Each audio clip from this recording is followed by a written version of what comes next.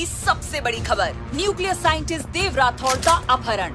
क्या उसने खुद की देश के साथ गद्दारी? इस मिशन को एक ही योद्धा पूरा कर सकता है, उसका नाम है ओम।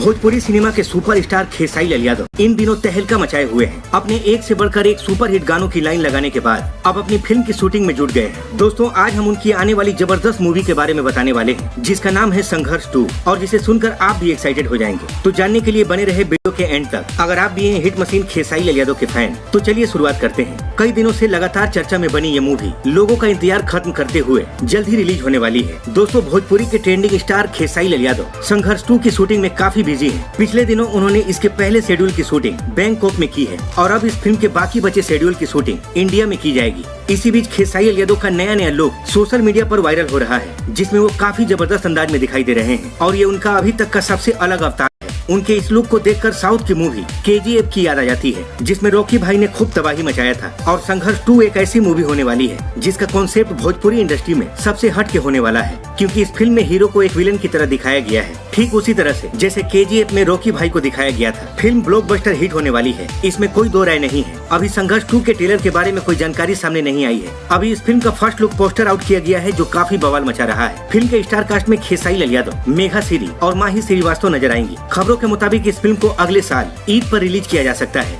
अब देखना दिलचस्प होगा कि ये फिल्म क्या रिकॉर्ड बना पाती है। वैसे आपको इस फिल्म का इंतजार कितना है, कमेंट बॉक्स में बताना मत भूलिएगा। मिलते हैं इसी के साथ अगली वीडियो में, तब तक के लिए जय हिंद, जय भोजपुरी।